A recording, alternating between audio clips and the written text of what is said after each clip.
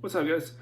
So we had a 2 week break with no UFC, and now this Saturday, the December 7th, we have Overeem versus Rozenstruik, which I have to say I will not be watching the event because it's my work Christmas party, and depending how wild it gets, how interesting, I might make it to the main event, or I might miss the entire event. So it's gonna be hard for me to give a breakdown, or I mean, I'll post my results like I always do, but like I said, depending on whether I watch it or not, I'll be able to give a breakdown of the fights or just post the results themselves. We'll see. So yeah, so Rozenstruik, and I'll get to it. The event overall, I mean, I'm glad it had the party was the 7th and not the 14th, because the 14th I would not miss it.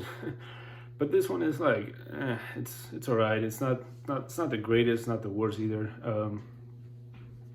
So Rozenstruik versus Overeem is the main event, and I'll start with that one.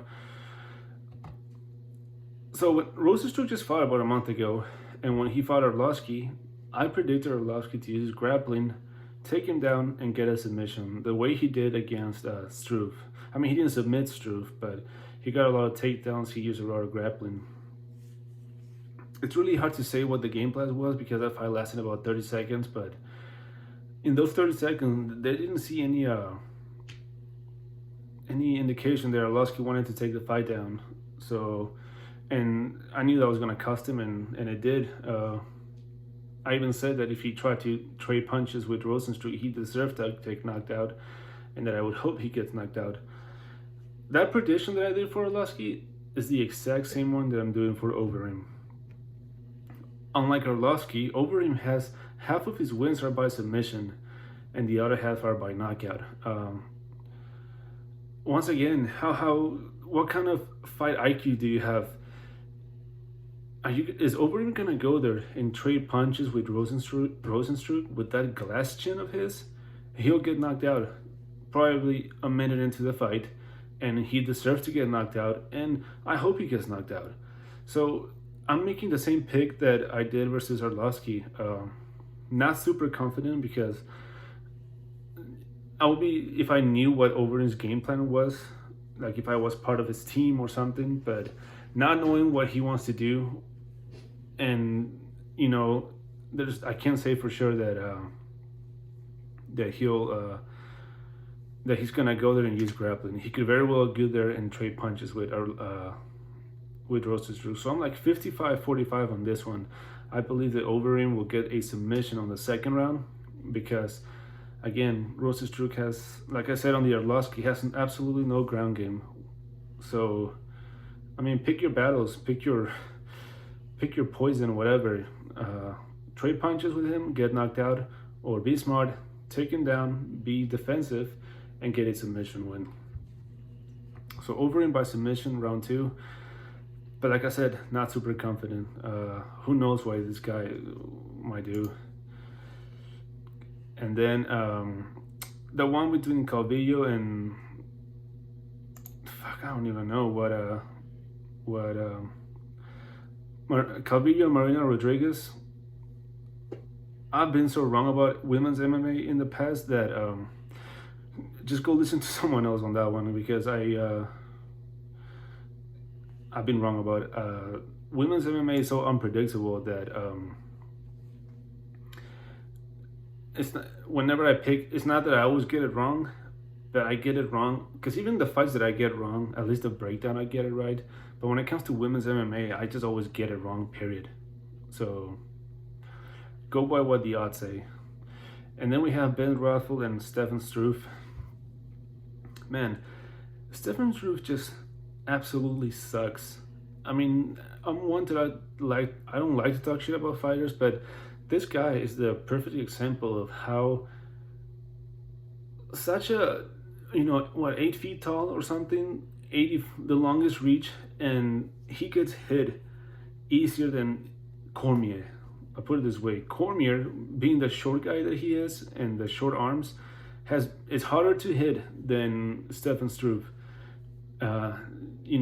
With this again, almost 8 feet tall, and he gets dropped easy by smaller guys. on his last fight that he won by submission, he got dropped with an over right hand by a guy that was like, I don't know, 3 feet shorter than him, and 2.5 feet shorter than him. Like, no problem. He has no chin. He has no knockout power. He has no amazing cardio. Um, Lucky punch is all I give him. I think Ben Rothwell is going to knock him out round one. What do I have it? Yeah, I have Rothwell KO TKO round one.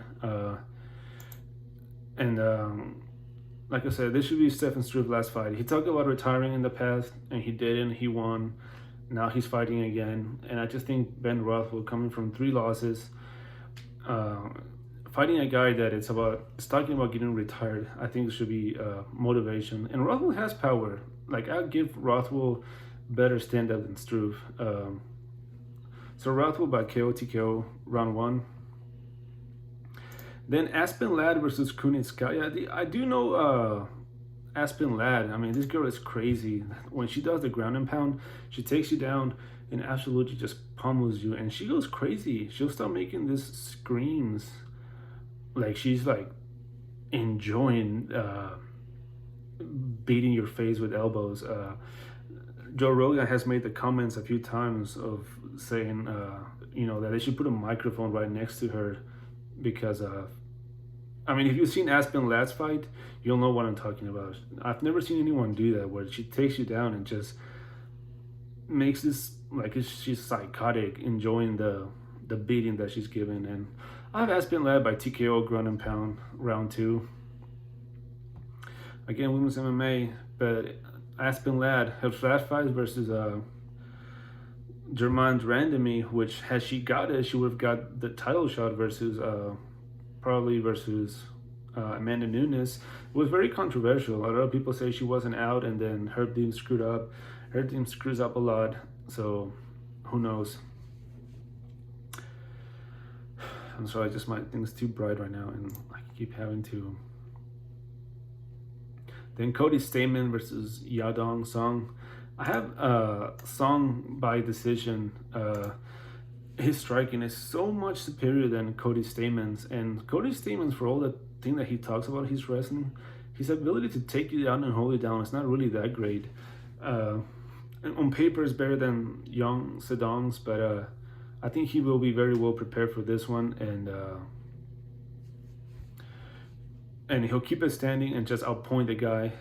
I don't pick TKO, but solid 30-27 decision. And then Rob Font and Ricky Simone. Ricky Simone disappointed me versus Uriah Faber. That was one of the fights that I was like, I was talking about facts. I'm like, this guy has been retired for about 3 years. He's almost 40 years old.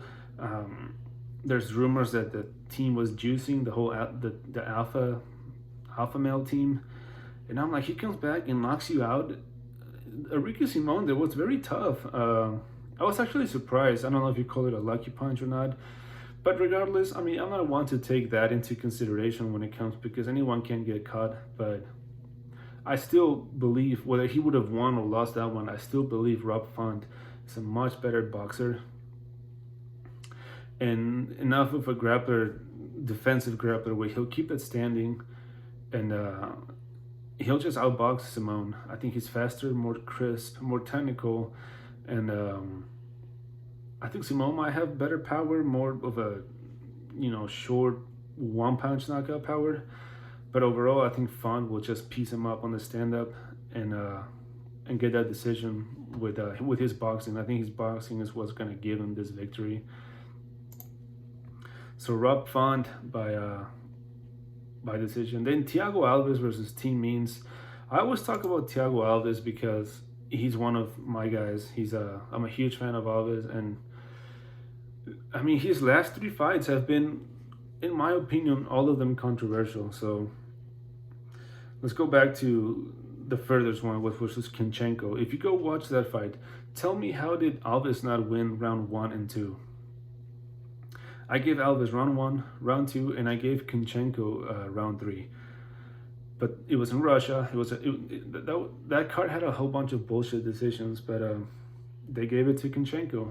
even though I had it 29-28 Alves. And I always tell people, go watch it and tell me how round 1 and 2 were not from Alves. Round 3 for sure, Kinchenko. The one after, so on that one, Alves got robbed. Then the one after that one versus Eric Anders, I think. No, Max Griffin. Alves won, but Griffin got robbed. See, I thought Alves lost that fight for sure. I think he lost for sure round 1, for sure round 2, and then he almost basically the opposite of the one with Kinchenko, but they gave it to Alves. It was a bullshit decision. And then the one with Staropoli, Alves for sure lost round 1. Round 2 was close. It could have gone either way. And maybe I'm biased and I gave it to Alves, but for sure round 3 went to Alves.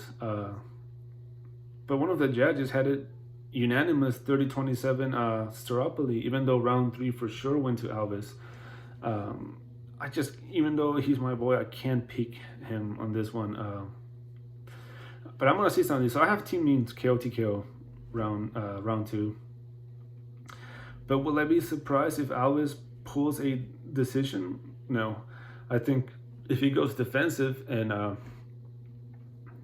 super defensive and just being technical, I can see an upset with a decision. But that's not my pick. See, I'm probably gonna pick Alves as my underdog on DraftKings, but team means KO TKO, and he's so much bigger, punches harder, and he was beating up Nico Price before he got caught with that huge right hand.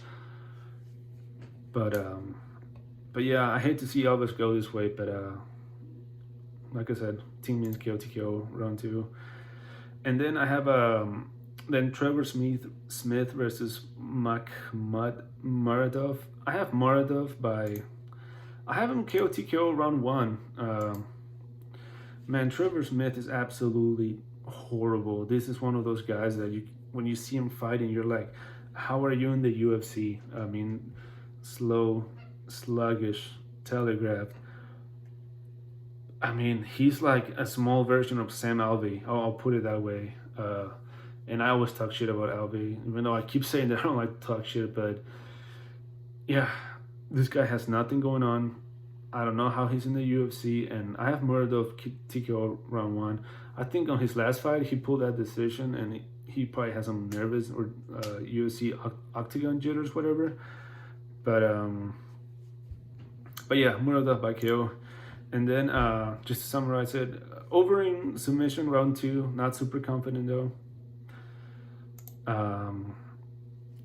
Ben Rothwell KO TKO round 1. Aspen Land ground and pound TKO round 2. Song Yudong decision. Rob Font decision. Team means KO TKO round 2. But like I said, I wouldn't be too surprised if Alves pulls a decision. And then Muradov KO TKO round 1. Alright guys, have a good one.